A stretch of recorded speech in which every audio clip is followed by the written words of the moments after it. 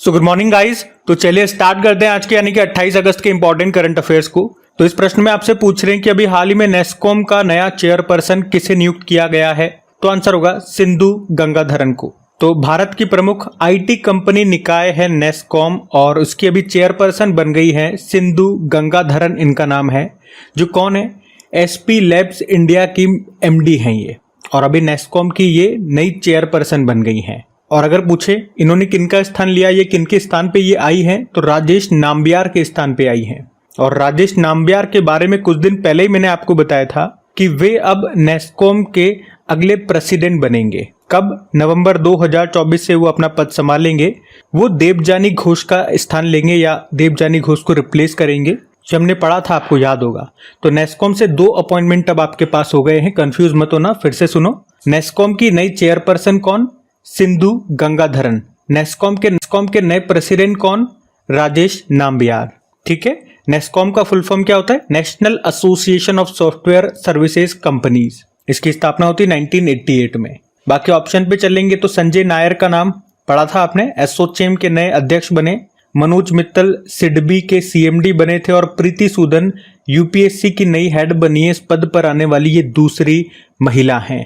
तो ये नाम भी इंपॉर्टेंट है, क्वेश्चन इंपॉर्टेंट है, ध्यान रखना इसे। अगला प्रश्न हम देखते हैं। फिर अगले प्रश्न में पूछ रहे हैं, अभी हाल ही में ये बुक है जिसका नाम है Modi's governance Trump reshaping India's path to prosperity. इस बुक को अभी लॉन्च किया गया है। इसको लिखा किसने है ये पूछ रहे हैं। तो आंसर होगा तरुण चुग ने। तो भाजपा महासचिव हैं ये तरुण चुग, और इन्होंने ये बुक लिखी है जिसका नाम है Modi's governance Trump reshaping India's path to prosperity. इसे अभी नई दिल्ली में लॉन्च किया गया। अच्छा, इसी तरह से कुछ 8-10 बुक्स में आपको और रिवाइज कराऊंगा यहाँ पे। ये 2024 की ही सारी बुक्स हैं, तो ध्यान से सुनना। अश्विन प्रभु, अभी इन्होंने sculpted stones mysteries of Mamallapuram नाम से बुक लिखी। प्रोफेसर एस डे मुनि ने डेबलिंग इन डिप्लोमेसी नाम से बुक लिखी। Shobhana K Nair, Ramvilas Paswan the weather vane of Indian politics नाम से बुक लिखी। चित्रा बनर्जी ने an uncommon love the early life of Sudha Narayana Murthy नाम से बुक लिखी। MJ Akbar Gandhi a life in 3 campaigns नाम से बुक लिखी। माधव गोडबोले ने बाबरी मस्जिद राम मंदिर दुविधा नाम से बुक लिखी। रघुराम राजन जो कि आरबीआई के पूर्व गवर्नर है, इन्होंने ब्रेकिंग द मोल्ड री इमेजिन इंडियाज इकोनॉमिक फ्यूचर नाम से बुक लिखी।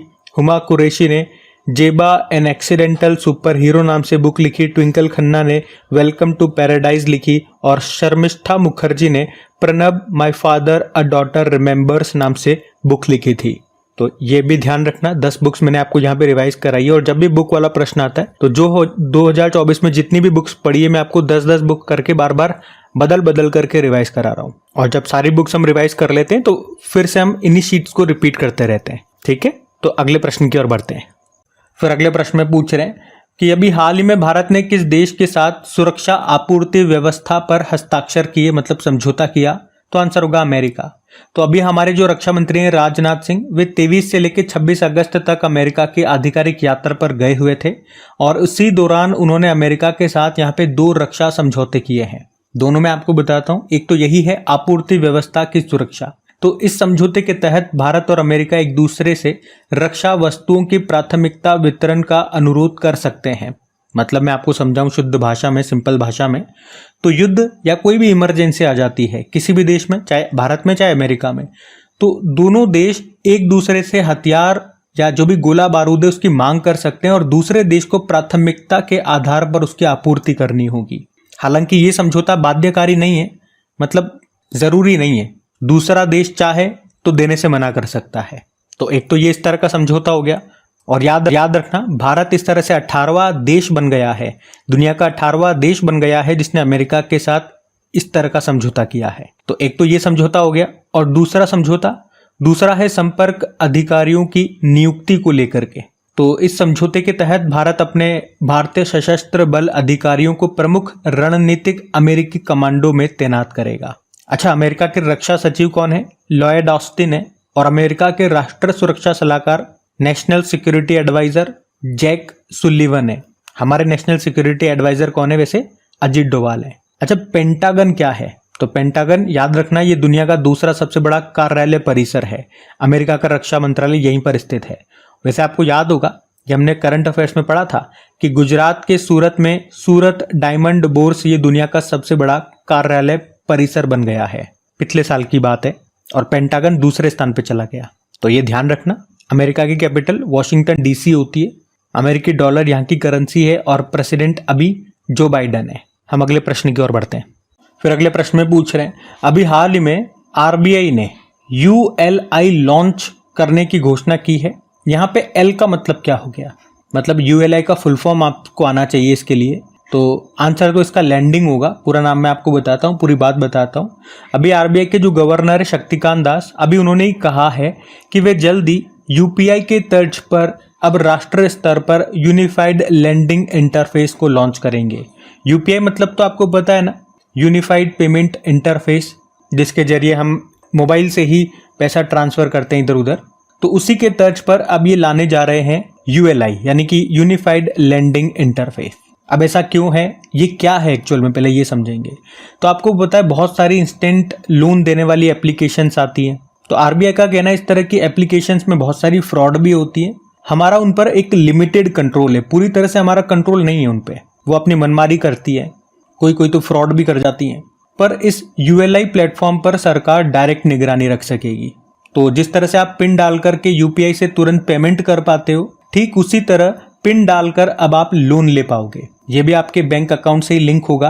तो यूएलआई को लोन लेने के पूरे सिस्टम को आसान बनाने, क्रेडिट प्रोसेसिंग में लगने वाले समय और पेपर वर्क को कम करने के लिए डिजाइन किया गया है। तो यूएलआई मतलब समझ में आ गया।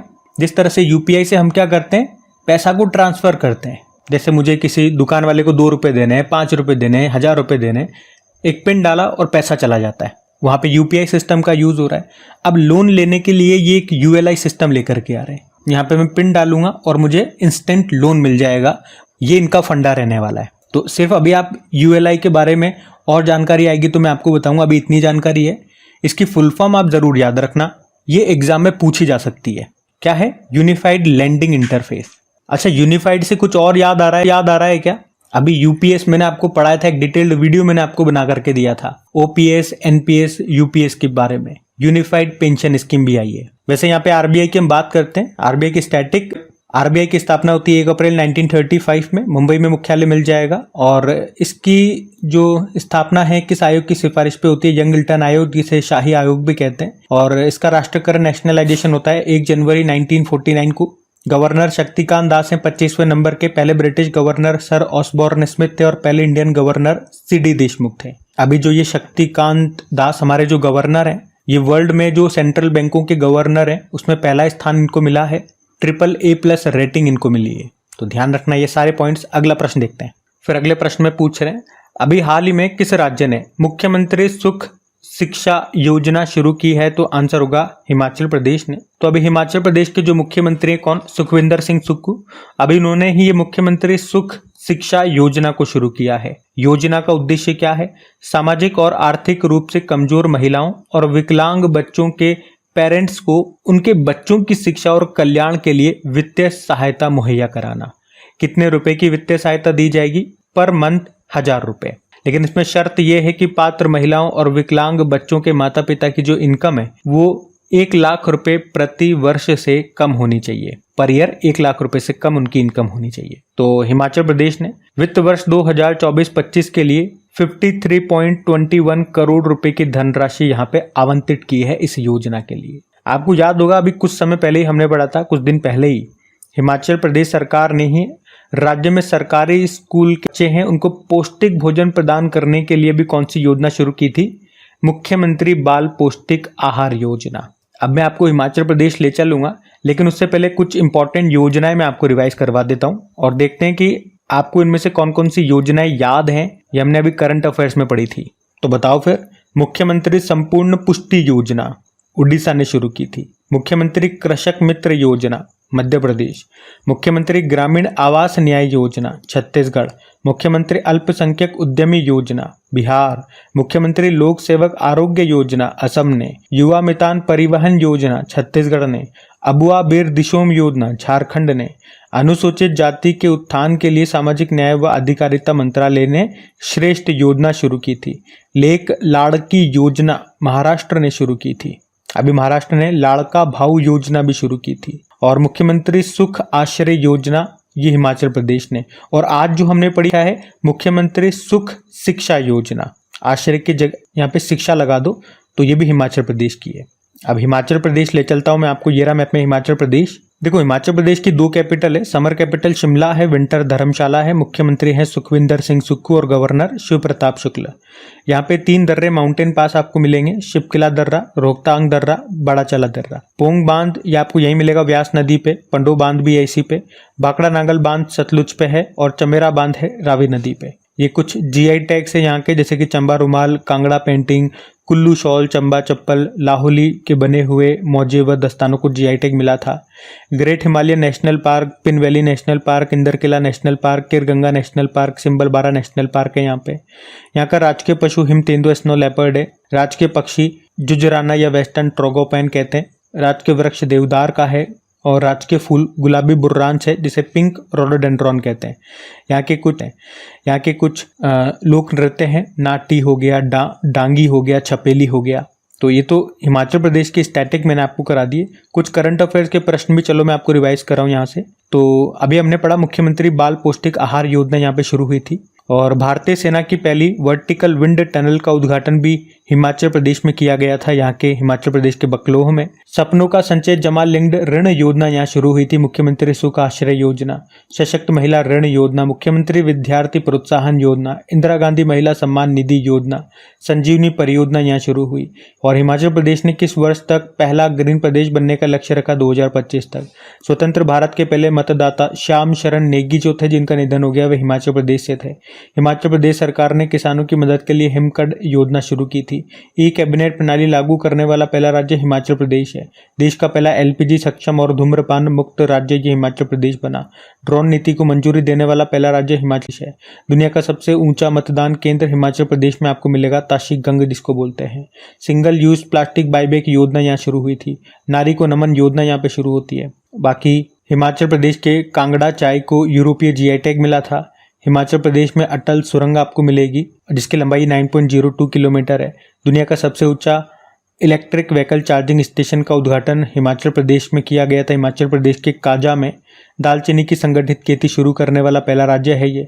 मुलेठी की खेती का आयोजन करने वाला पहला राज्य है ये। भारत में पहली बार हींग की खेती की गई थी हिमाचल प्रदेश के लाहौल घाटी में। दुनिया का सबसे ऊंचा इलेक्ट्रिक व्हीकल चार्जिंग स्टेशन का उद्घाटन ये हिमाचल प्रदेश के काजा में, ये हमने ऊपर पढ़ लिया। तो ये हिमाचल प्रदेश से कुछ करंट अफेयर्स के भी प्रश्न मैंने आपको रिवाइज करा दिए। लगभग 23-24 प्रश्न मैंने आपको यहाँ पे रिवाइज करा दिए। बाकी योजनाएं भी मैंने कुछ आपको रिवाइज कराई। तो ये सारा प्रश्न इंपॉर्टेंट है, ध्यान में रखना। और हाँ, अगर आप में से कोई स्टूडेंट फर्स्ट टाइम क्रिक एग्जाम चैनल पे करंट अफेयर्स पढ़ रहे हैं, तो पहले तो मैं आपको ये बता दूं कि इन सभी क्वेश्चंस का पीडीएफ और डिटेल्ड पीडीएफ, जो भी एक्स्ट्रा नॉलेज, एक्स्ट्रा पॉइंट्स मैं आपको दे रहा हूँ, वो भी पीडीएफ में इंक्लूड होगा। और ये सब फ्री ऑफ कॉस्ट आपको मिलेगा। कहाँ पे? टेलीग्राम पे। टेलीग्राम पे जो क्रिक एग्जाम चैनल है, आप वहाँ पे जाके सबसे पहले तो उसको ज्वाइन कर लीजिएगा। ज्वाइन करने का बेनिफिट ये है, जब भी पीडीएफ अपलोड होती है और कोई भी वीडियो आता है, कोई भी मुझे बात बतानी होती है, तो जब भी मैं मैसेज करूंगा आप सभी को नोटिफिकेशन मिल जाएगा। टेलीग्राम का लिंक कहाँ पर है? नीचे डिस्क्रिप्शन बॉक्स में आपको मिल जाएगा। तो उससे चले जाना, वहाँ ढूंढना नहीं पड़ेगा। ढूंढने से शायद मिलता नहीं है वो, तो लिंक से चले जाना। बाकी अगर सेशन अच्छा लगे तो प्लीज़ वीडियो को लाइक ज़रूर कर देना और अपने दोस्तों के साथ में स्टडी ग्रुप में अपने वीडियोस को, अपने चैनल को एक बार शेयर ज़रूर करना। चलो फिर अभी अगला प्रश्न देखते हैं। फिर अगले प्रश्न में पूछ रहे हैं कि अंडर 17 विश्व कुश्ती चैंपियनशिप 2024 में महिला एकल का खिताब किसने जीता? तो आंसर होगा भारत ने। यहाँ पे हम बात कर रहे हैं अंडर 17 वर्ल्ड रेसलिंग चैंपियनशिप 2024 की, जो हुआ कहाँ पे? अमान, जॉर्डन में 19 से लेके 25 अगस्त 2024 तक ये हुआ। इसमें भारत टॉप पे रहा है। तो भारत ने वैसे टोटल मेडल यहाँ पे कितने जीते हैं? तो 10 जीते हैं, जिसमें से 5 गोल्ड हैं, 1 सिल्वर है और 4 ब्रोंज मेडल है। अब यहाँ पे इंपॉर्टेंट नोट करने वाली बात यह है कि अंडर 17 विश्व कुश्ती चैंपियनशिप के इतिहास में पहली बार भारतीय महिला पहलवानों ने यहाँ पे टीम खिताब जीता है। उन्होंने महिलाओं की बात कर रहे हैं हम, है ना? महिलाओं ने इस इवेंट में 5 गोल्ड, 1 सिल्वर और 2 ब्रोंज मेडल जीते हैं। वहीं भारतीय पुरुष पहलवानों ने केवल 2 मेडल जीते और वो भी 2 ब्रोंज हैं। तो इस तरह से टोटल भारत की मेडल की बात कर रहे हैं। टोटल यहाँ पे भारत कितने मेडल जीत करके आई? तो 10 मेडल है, जिसमें महिलाओं के 5 गोल्ड, 1 सिल्वर और 2 ब्रोंज है और पुरुषों के 2 ब्रोंज है। तो भारत के टोटल 10 मेडल हो गए। बात समझ में आ गई? मतलब 8 मेडल महिलाएं लेकर के आई और 2 मेडल पुरुष लेकर के आए, ये कहने वाली बात है। तो एक बार देख लेते हैं गोल्ड कौन कौन लेकर के आया। तो अदिति कुमारी महिलाओं की फ्री स्टाइल में 43 किलोग्राम कैटेगरी में गोल्ड लाती हैं। नेहा सांगवान, ये भी महिलाओं की फ्री स्टाइल कैटेगरी में 57 किलोग्राम कैटेगरी में गोल्ड आया। पुलकित 65 किलोग्राम कैटेगरी में गोल्ड आया। काजल का 69 किलोग्राम कैटेगरी में गोल्ड आया और मानसी लाठर 73 किलोग्राम कैटेगरी में गोल्ड। ये 5 महिलाएं हैं जो गोल्ड लेकर के आई हैं। अच्छा देखो, कुश्ती से 2 नाम मैं आपको बताऊंगा, दो नहीं एक्चुअली 3 नाम मैं आपको बताऊंगा। तीनों नाम इंपॉर्टेंट है। एक तो विनेश फोगाट, आप सभी जानते हो, अभी पेरिस ओलंपिक में बहुत चर्चा में रही थी। वो 100 ग्राम का चक्कर पड़ गया, आपको पता है, वरना सिल्वर पक्का था हमारा, क्या पता गोल्ड भी आ जाता। तो विनेश फोगाट, अभी इन्होंने वैसे संन्यास ले लिया पेरिस ओलंपिक के बाद में, तो याद रखना, प्रश्न पूछा जा सकता है। पूछेंगे सिंपल सा कि इनका संबंध किससे है, तो आप सभी बता दोगे रेसलर हैं। और अमन सहरावत का नाम भी याद रखना, पेरिस ओलंपिक में ब्रोंज लेकर के आए हैं, दोनों हरियाणा के खिलाड़ी हैं। और एक और प्रश्न बन सकता है कि ओलंपिक में पदक जीतने वाले पहले भारतीय कौन है। जो पहला पदक आया था ओलंपिक में, वो लेकर के आए थे केडी जाधव साहब। और वो किस में लेकर के आए थे, वो कुश्ती में, मतलब पहलवान ही थे। ब्रोंज मेडल लेकर के आए थे हेलसिंकी ओलंपिक 1952 में जो हुए थे। तो इस तरह से ये तीनों नाम मैंने आपको बताए, ध्यान रखना। अगला प्रश्न देखते हैं। फिर अगले प्रश्न में पूछ रहे हैं कि आईसीसी के अगले अध्यक्ष कौन बनेंगे, तो आंसर होगा जय शाह। तो बीसीसीआई के वर्तमान में सचिव हैं जय शाह, और अभी निर्विरोध आईसीसी के चेयरमैन इनको चुन लिया गया है। वे 1 दिसंबर 2024 को आईसीसी के चेयरमैन का पद संभालेंगे। और आप कह सकते हो वे अब तक सबसे कम उम्र के आईसीसी चेयरमैन होंगे। उनकी उम्र 36 ईयर है और इस पद पर आने वाले वो 5वें भारतीय होंगे। तो इनसे पहले 4 कौन कौन भारतीय इस पद पर रह चुके हैं वो भी मैं आपको बता दूं। जगमोहन डालमिया, शरद पवार, एन श्रीनिवासन और शशांक मनोहर। अब होंगे जय शाह। और जय शाह यहाँ पे किसको रिप्लेस करेंगे या किन के स्थान पे आ रहे हैं, ग्रेग बार्कले के स्थान पे आ रहे हैं। ग्रेग बार्कले ये न्यूजीलैंड के हैं। अच्छा, इसी तरह से एक अपॉइंटमेंट आपको मैंने बताया था मोहसिन नकवी का, ये पाकिस्तान क्रिकेट बोर्ड के अध्यक्ष हैं और अब ये एशियन क्रिकेट काउंसिल के नए अध्यक्ष बनेंगे। क्योंकि जो जय शाह हैं ये बीसीसीआई के सचिव तो है ही सही, साथ में एशियन क्रिकेट काउंसिल जिसका मुख्यालय कोलंबो में है वहां पर ये अध्यक्ष हैं। तो इस साल के एंड में ये उस पद को छोड़ देंगे, उस पद से हट जाएंगे और फिर मोहसिन नकवी ये वो पद संभाल लेंगे, यानी कि एशियन क्रिकेट काउंसिल के अध्यक्ष बन जाएंगे। अच्छा, बीसीसीआई के फिर सचिव कौन बन जाएंगे, अभी ऐसा कोई पक्का अपॉइंटमेंट नहीं है, लेकिन ऐसा कहा जा रहा है कि अमित शाह के बेटे जय शाह के हटने के बाद अरुण जेटली के बेटे बीसीसीआई के सचिव बनेंगे। उनका नाम रोहन जेटली है। अभी कोई पक्का अपॉइंटमेंट नहीं आ गया है, ऐसा कहा जा रहा है, कयास लगाए जा रहे हैं। जब भी अपॉइंटमेंट होगा मैं आपको सबसे पहले आपको बताऊंगा। बाकी एक बार आईसीसी को हम देख लेते हैं, इसके स्टैटिक क्या है। स्थापना होती है 1909 में, हेडक्वार्टर दुबई यूएई में है। सीईओ जॉफ एलार्डिस हैं, ये ऑस्ट्रेलिया से हैं, याद रखना। अभी तो वर्तमान में चेयरमैन ग्रेग बार्कले हैं, न्यूजीलैंड से हैं, लेकिन आने वाले समय में इस साल के एंड में जय शाह बन जाएंगे, ये ध्यान में रखना। अगला प्रश्न देखते हैं। फिर अगले प्रश्न में पूछ रहे हैं अभी हाल ही में दुनिया का पहला लचीला सोलर पैनल ये किसने डेवलप किया, तो आंसर होगा ऑक्सफोर्ड यूनिवर्सिटी। तो अभी ऑक्सफोर्ड यूनिवर्सिटी ने दुनिया का पहला फ्लेक्सिबल सोलर पैनल डेवलप किया है। और अभी जो हम सिलिकॉन से बनी सोलर प्लेट्स यूज करते हैं ना, ये उससे 150 गुना पतला होगा पर 5% ज्यादा ही ऊर्जा उत्पन्न करेगा। तो इतना ये पतला होगा तो आप सोचोगे ये कैसे, मतलब इसे इंस्टॉल करेंगे, कैसे यूज किया जाएगा। तो इन्होंने कहा कि घरों की छत पर कोई भी वस्तु जो पहले से ही धूप यानी कि सूर्य की रोशनी के कांटेक्ट में है, तो उसी के ऊपर इसे थिन शीट की तरह आप लगा दो, तो ये सोलर प्लेट्स की तरह काम करने लगेगा। मतलब ऐसे समझो जैसे हम लेमिनेशन करवाते हैं ना, तो उसी तरह से इसको लेमिनेट कर दिया जाए। तो कोई भी अगर मौजूदा इमारतें हैं, वाहन हैं, कोई भी वस्तु है, उसका उपयोग करके इसे अधिक टिकाऊ और लागत प्रभावित तरीके से आप सौर ऊर्जा का इस्तेमाल कर पाओगे। अच्छा, ये बना किसका है, ये सिलिकॉन का नहीं बना है। जो अभी सोलर प्लेट्स आती है वो सिलिकॉन की बनी होती है।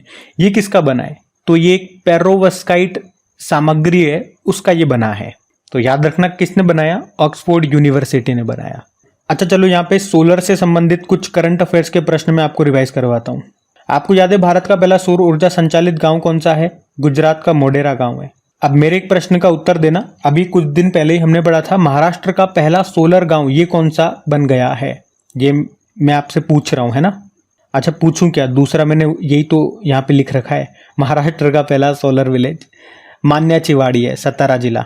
चलो किसी और दिन पूछूंगा, अभी तो यहाँ लिख दिया मैंने। देखो जो शीट्स में आपको रिवाइज कराता हूँ ना, उसकी खास बात यही है कि जो भी इससे संबंधित प्रश्न होते हैं ना, मैं यहाँ पे ऐड करता जाता हूँ। जैसे अभी ये आज वाला प्रश्न आ गया, वो यहाँ पे मैं ऐड कर दूंगा। फिर नेक्स्ट टाइम जब भी कोई सोलर से संबंधित प्रश्न आएगा, ये शीट में आपको बार बार रिपीट कराऊंगा। तो इससे संबंधित जितने भी प्रश्न आपने पढ़े होंगे अभी तक, वो सारे हम रिवाइज करते रहेंगे। तो अपडेटेड होके शीट में आपके सामने लेकर के आता हूँ।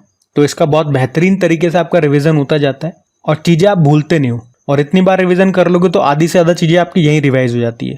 बस शर्त क्या है, आपको रेगुलर रहना पड़ेगा, कॉन्टिन्यूटी आपको रखनी पड़ेगी। ऐसा नहीं है कि आज पढ़ लिया फिर कल नहीं पढ़ा, फिर परसों पढ़ लिया, फिर 2-4 दिन गैप ले लिया, फिर वापस पढ़ने आ गए।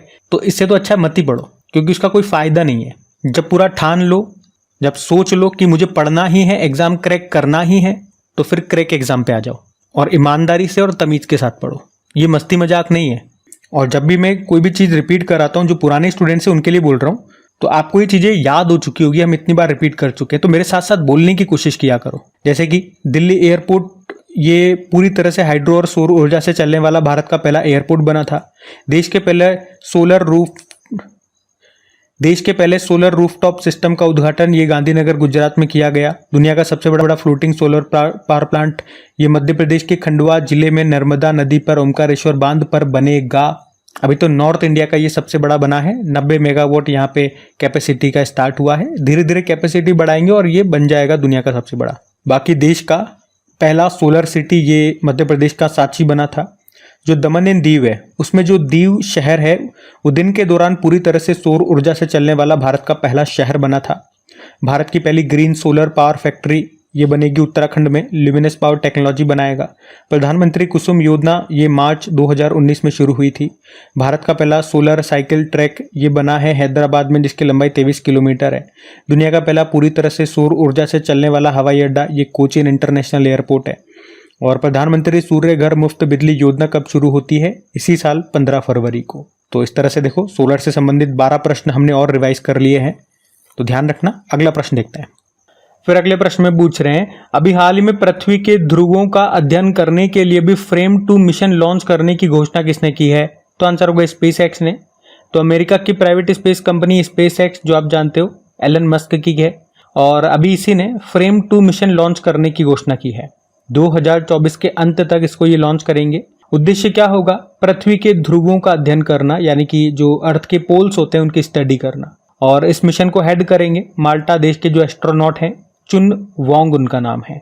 तो इतना सा ध्यान रखना है। फ्रेम 2 मिशन ये किसका है? स्पेस एक्स का है। और इसका उद्देश्य क्या है? पृथ्वी के ध्रुवों का अध्ययन करना। अच्छा, स्पेस एक्स से आपको याद आएगा, जो इसरो है, जो हमारी स्पेस एजेंसी है इसरो, उसने स्पेस एक्स के फॉल्कन 9 रॉकेट से GSAT-20 सैटेलाइट को लॉन्च करने की घोषणा की थी। अभी स्पेस एक्स ने पोलरिस डॉन मिशन भी लॉन्च किया था, जिसमें बैठ करके आप स्पेस वॉक कर सकते हो, स्पेस में चहलकदमी कर सकते हो। अच्छा, इसरो से एक प्रश्न मैं आपसे पूछूंगा। अभी इसरो ने एक सैटेलाइट लॉन्च किया है, अर्थ ऑब्जर्वेटरी सैटेलाइट 08। आपसे पूछ रहा हूँ किस लॉन्च व्हीकल से इसको अभी लॉन्च किया हमने? क्या आपके लिए प्रश्न है, होमवर्क प्रश्न बताइए। हम अगला प्रश्न देखते हैं। फिर आपसे पूछ रहे हैं, अभी हाल ही में राइट टू डिस्कनेक्ट कानून किसने लागू किया है? तो आंसर होगा ऑस्ट्रेलिया ने। तो ऑस्ट्रेलिया में अभी 26 अगस्त से ही राइट टू डिस्कनेक्ट कानून लागू हो गया है। अब इसका क्या मतलब है? तो जैसे आप किसी कंपनी में काम करते हो, ऐसे समझो आप किसी कंपनी में जॉब करते हो। आपकी टाइमिंग है सुबह 10 से शाम के 5 बजे तक। 5 बजे आप ऑफिस से निकलते हो, मतलब आपका ऑफिस खत्म हो गया, आप घर आ जाते हो। और घर पे पहुंचते हो तो फिर बॉस का फोन आता है कि अरे अभी आपको मैसेज किया है, अभी आपको एक मेल भेजा है, वो एक बार रीड करके उसको तैयार करके उसका जवाब देना। तो वो आपको देना पड़ता है, क्योंकि ऑफिस का काम है, बॉस ने बोला है। लेकिन यहाँ पे ये राइट टू डिस्कनेक्ट कानून आने से अब आप उस काम के लिए मना कर सकते हो। मतलब ऑफिस टाइम समाप्त होने के बाद आपको ऑफिस के मैसेजेस का, उसके ईमेल्स का, उसके फोन का जवाब देने की जरूरत नहीं है। ऑफिस के बाद, ऑफिस का टाइम जब समाप्त हो जाए तो उसके बाद आप अपनी जॉब से, अपने ऑफिस से डिस्कनेक्ट हो चुके हो। राइट टू डिस्कनेक्ट आपको अपनी जॉब से डिस्कनेक्ट करने का अधिकार देता है जब उसका समय पूरा हो जाए। और ऐसा क्यों? ताकि ऑफिस टाइम के बाद आपकी भी पर्सनल लाइफ होगी, आपका जो भी प्राइवेट स्पेस है आप उसे जी सको। ऑफिस के काम आपको बीच बीच में परेशान न करे, डिस्टर्ब न करे। वो सारा काम आप ऑफिस आवर में ही निपटा के आओ। वैसे ऑस्ट्रेलिया में नहीं, यूरोप के कई देशों में पहले से ये कानून लागू है, लेकिन अब ऑस्ट्रेलिया में भी ये कानून लागू हो गया है। अब बात यहाँ पे ऑस्ट्रेलिया की है, तो ये रहा मैप में ऑस्ट्रेलिया। तो ऑस्ट्रेलिया की कैपिटल कैनबेरा होती है, करेंसी ऑस्ट्रेलियन डॉलर और प्रधानमंत्री कौन है? Anthony Albanese. देखो ऑस्ट्रेलिया के बारे में आपको बताऊं तो ये सबसे छोटा महाद्वीप है, इसे प्यासी भूमि का देश भी कहते हैं, और यहाँ की सबसे लंबी पर्वतमाला ग्रेट डिवाइडिंग रेंज कहलाती है। विश्व का सबसे बड़ा प्रवाल भित्ति ग्रेट बैरियर रीफ ये यहाँ पर स्थित है। डाउन्स घास के मैदान, यहाँ पे जो घास के मैदान है उन्हें डाउन्स कहा जाता है, ये यहाँ पर है। गिब्सन मरुस्थल है यहाँ पे। और अगर पूछे कालगुर्डी क्या है, तो ये ऑस्ट्रेलिया में सोने की खदानें हैं, तो ये ध्यान में रखना। और ये थी आज की आपकी करंट अफेयर्स की क्लास। अच्छा, जो नए स्टूडेंट्स हैं आप कमेंट करके ज़रूर बताइएगा कि आपको सेशन कैसा लगा, कैसी लगी आपको क्लास। बाकी आप सभी लोगों से मेरा निवेदन रहेगा, एक बार फिर से याद दिला रहा हूँ, वीडियो को अभी तक आपने लाइक नहीं किया तो प्लीज़ वीडियो को लाइक ज़रूर कीजिएगा। आज की वीडियो के लाइक का टारगेट रखते हैं 5000 लाइक का, तो प्लीज़ लाइक ज़रूर करना। दोस्तों के साथ में स्टडी ग्रुप में एक बार शेयर ज़रूर कर देना। और चैनल को अभी तक सब्सक्राइब नहीं किया तो सब्सक्राइब करके बेल आइकन को प्रेस कर लीजिएगा, इसमें आपका कोई चार्ज नहीं लगता है। बाकी पीडीएफ के बारे में मैंने आपको बता दिया। चलो अभी कल के करंट अफेयर्स का मैं आपको क्विक रिवीजन करा दूं, फिर हम सेशन एंड करते हैं। तो यहाँ पे हम 27 अगस्त के इंपॉर्टेंट करंट अफेयर्स का क्विक रिवीजन कर रहे हैं। तो पहला प्रश्न पूछा था दक्षिण भारत का पहला अंडरग्राउंड वातानुकूलित बाजार ये कहाँ पे खोला गया? बंगलुरु। फिर पूछा लद्दाख में कितने नए जिले बनाने की घोषणा की गई? 5 नए जिले बनेंगे। माउंट किलिमंजारो को फतह करने वाले सबसे कम उम्र के एशियाई बन गए कौन? Tegbir Singh. Asia surfing championship 2024 में भारतीय टीम ने कौन सा पदक जीता? सिल्वर। और किस भारतीय खिलाड़ी ने badminton Asia under 15 junior championship 2024 का महिला एकल का खिताब जीता? तन्वी पत्री।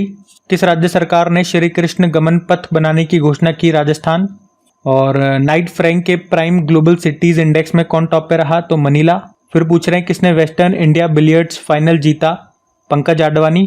कौन सा राज्य सार्वजनिक ईवी चार्जिंग स्टेशनों के साथ टॉप पे रहा? कर्नाटक। और आखिरी प्रश्न पूछा किस देश के पूर्व प्रधानमंत्री सलीम होस का निधन हो गया? लेबनान। चलो अभी कल का होमवर्क प्रश्न देखते हैं और सेशन एंड करते हैं। तो कल के प्रश्न में पूछा था वुमेन प्रीमियर लीग 2024 का खिताब किसने जीता? तो आंसर होगा आरसीबी ने। आप सभी ने प्रश्न का बिल्कुल सही उत्तर दिया। अब ये रहा आज का आपका होमवर्क प्रश्न।